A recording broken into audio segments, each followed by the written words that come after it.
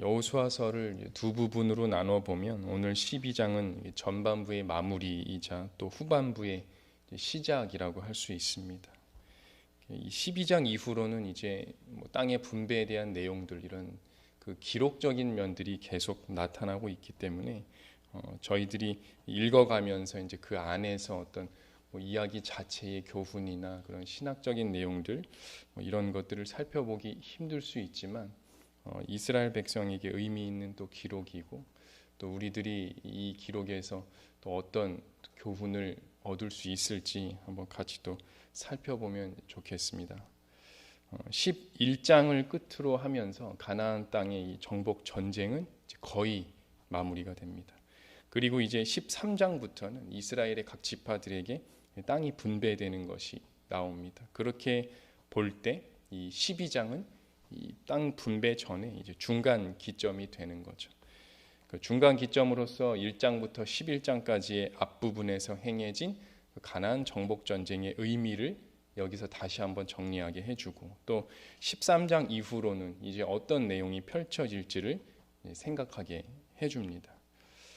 먼저 가나안 정복 전쟁의 의미에 대한 것을 좀 보겠습니다.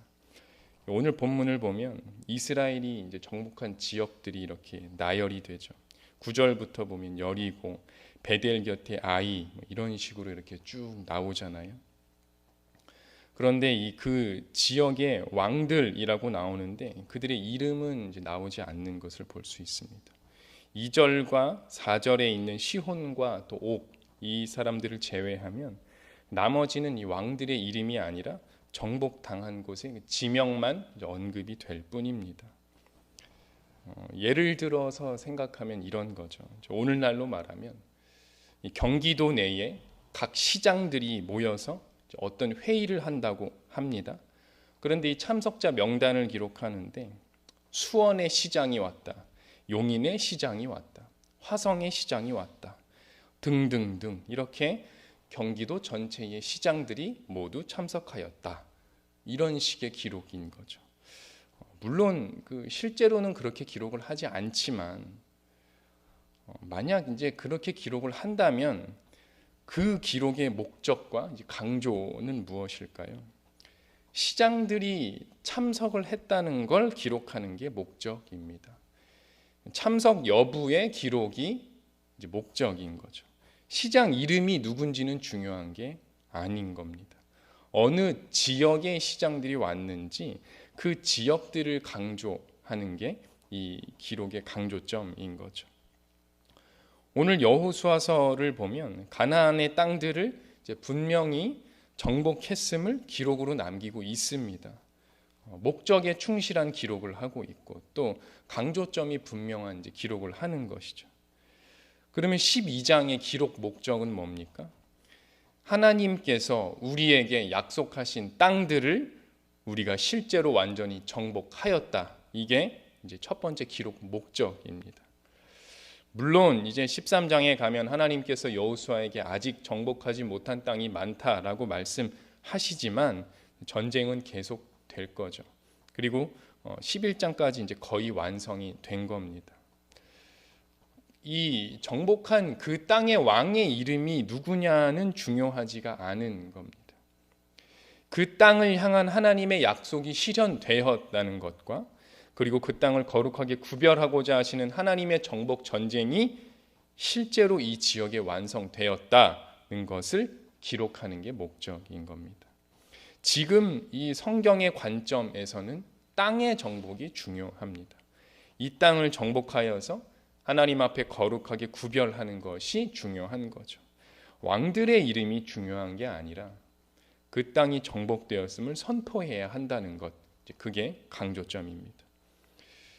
이것은 또한 가나안 정복 전쟁이 단순한 영역 다툼의 전쟁이 아니라는 것을 다시 알게 해줍니다.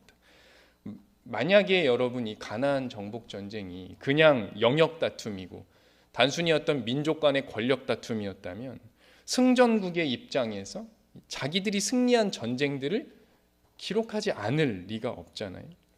하지만 여호수아서를 보면 오늘 12장에 이 언급된 기록들과 앞에 있는 1장부터 11장의 기록을 대조해 보면 많은 전쟁들이 생략되어 있는 것을 우리가 알 수 있습니다. 12장에 최종적으로 언급되는 지명들은 이렇게나 많은데 그 지역에 대한 실제 전투에 대한 그 기록은 없는 것들이 있다는 거죠. 즉 영역 다툼과 단순한 이제 권력 다툼이 아니었다는 겁니다. 그런 관점이었다면 승전한 그 내용들, 정복당한 그 지역의 왕의 이름, 전리품은 무엇을 취했다, 이런 승전사에 대한 언급이 이제 언급되기 마련입니다. 그러나 여호수아서는 그렇지 않습니다. 오직 정복을 당한 땅의 지명들이 정확하게 언급이 될 뿐입니다. 땅의 거룩한 구별을 위한 전쟁이었다는 겁니다. 12장의 기록은 이렇게 가나안 정복 전쟁의 의미를 다시 한번 정리해 주고 있습니다. 두 번째는 이제 앞으로 펼쳐질 내용에 관한 것입니다. 12장의 기록을 보면 이제 그 땅, 그 지역의 정복을 말하되 그 지역에 왕을 쳐서 멸했다 이렇게 말합니다. 1절과 7절 보시면 여호수아와 이스라엘 자손이 요단 이편 곧 서쪽 레바논 골짜기의 바알갓에서부터 세일로 올라가는 곳 할랑산까지 쳐서 멸한 그 땅의 왕들은 이러하니라. 정복을 했습니다. 그러면서 왕을 쳐서 멸했다라고 말하죠. 그 쳐서 멸한 왕이 어느 지역의 왕들인가 그 지명이 이제 쭉 기록이 되는 겁니다. 이것은 무엇입니까? 그 땅의 왕들이 정복을 당하고 그들은 사라지고 이제 새로운 통치가 시작된다는 겁니다. 기존의 왕들의 권력은 쳐서 멸해 버렸다는 거죠. 사라졌다는 거죠. 그러면 이제 누가 그 땅의 왕이 될 것인가? 누가 그 가나안 땅을 다스릴 것인가? 여호수아입니까? 아니면 지도자입니까? 아니죠. 누가 왕이신지는 6절에 나옵니다. 여호와의 종 모세와 이스라엘 자손이 그들을 치고 여호와의 종 모세가 그 땅을 르우벤 사람과 갓 사람과 므낫세 반지파에게 기업으로 주었더라. 이스라엘 민족의 전에도 없었고 후에도 없을 그런 단 한 명의 지도자를 꼽으라면 모세죠. 심지어 여호수아를 언급할 때도 모세의 후계자로서의 역할을 그가 잘 감당했다 이렇게 평가가 되는 것들을 보면 이스라엘 백성에게 이 모세라는 인물이 갖는 영향력과 위치는 엄청납니다. 그런데 그런 모세의 정체성이 무엇입니까? 여호와의 종 모세. 그는 여호와의 종입니다. 여호와의 종인 모세 그리고 이스라엘 자손들이 그 땅을 쳐서 멸하고 여호와의 종인 모세가 그 땅을 기업으로 나누어 주는 종의 역할을 한 겁니다. 7절을 보면 여호수아 역시 이 모세의 후계자로서 땅을 기업으로 나누어 주는 역할을 이제 잘 따랐습니다. 모세와 여호수아가 아무리 뛰어난 지도자이고 이 정복 전쟁을 승리로 이끈 그 단 한 명의 영웅이라고 할지라도 이들은 모두 여호와의 종이라고 성경은 말하고 있습니다. 그런 의미에서 성경에는 훌륭한 리더는 없습니다. 다만 충성스러운 종들이 있습니다. 가나안 정복 전쟁은 하나님의 전쟁이었음을 우리가 항상 말하고 있습니다.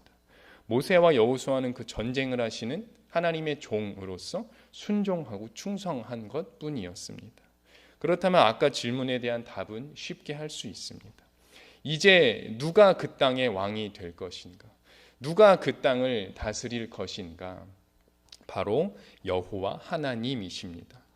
하나님께서 왕이 되시는 나라, 하나님께서 다스리시는 나라, 이스라엘은 바로 그렇게 거룩하게 구별된 나라가 되어야 하는 겁니다.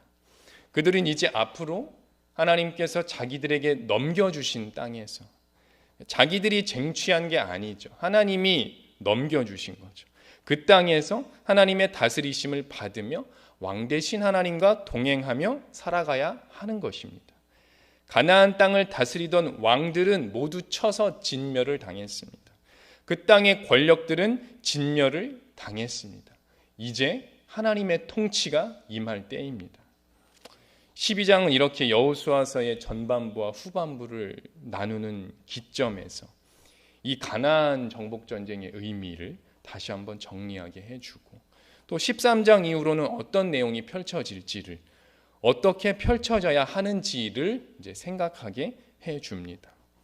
왕들의 이름이 아닌 오직 그 지명들을 정확히 기록함으로써 하나님께서 약속하신 땅들을 완전히 정복하였음을 기록하고, 그 땅을 거룩하게 구별하고자 하시는 하나님의 정복 전쟁이 이 지역에 완성되었음을 선포하고, 하나님이 다스리시는 새로운 나라가 이제 가나안 땅에 임할 것을 이제 선포합니다. 이스라엘 백성은 그 땅을 받아서 이제 누리는 것이죠. 오늘 우리들에게도 먼저는 우리의 삶을 거룩하게 구별하고자 하시는 하나님의 전쟁이 내 안에서 승리하시기를 원합니다. 나의 삶을 거룩하게 구별하시고, 나를 통해서 우리 가정을, 만나는 사람을, 일과 장소를 거룩하게 구별하시는 하나님의 전쟁이 계속되어서 계속 승리하여 가시기를 원합니다. 찬양합니다. 그리고 정복하셔서 거룩하게 구별된 영역에서 이제는 하나님의 다스리심이 드러나기를 원합니다. 우리의 삶이 하나님의 다스리시는 삶이 되기를 원합니다. 우리의 왕은 하나님이십니다. 우리가 아니고, 우리를 이끄는 어떤 지도자들이 아니고, 우리의 삶에서 우리가 중요하게 여기는 것들도 아니고, 우리를 염려하게 하는 것들도 아닙니다. 그런 것들은 다 정복되기를 원합니다. 우리의 왕은 오직 하나님이십니다. 하나님의 거룩하게 하시는 전쟁의 승리를 찬양하고 다스리심을 찬양합니다. 그런 삶을 사는 우리가 되기를 예수님의 이름으로 간구합니다. 기도하겠습니다. 여호와의 종 모세와 이스라엘 자손이 그들을 치고, 여호와의 종 모세가 그 땅을 르우벤 사람과 갓 사람과 므낫세 반지파에게 기업으로 주었더라. 여호수아와 이스라엘 자손이 쳐서 멸한 그 땅의 왕들은 이러하니라. 하나님께서는 이스라엘 자손들에게 하나님의 약속을 완전히 성취하셨습니다. 그리고 거룩하게 구별하시는 정복 전쟁을 승리하셨습니다. 저희들의 삶에서도 항상 하나님께서 승리하시고 높임을 받으시기를 원합니다. 저희들을 다스리시기를 원하고 찬양합니다. 저희 삶에 어떤 것도 왕이 되지 못하게 하시고, 그것을 쳐서 멸하는 저희 삶이 되게 하시고, 왕 되신 하나님께서 다스리시는 저희의 삶이 되게 하여 주시옵소서. 예수님의 이름으로 기도드립니다. 아멘.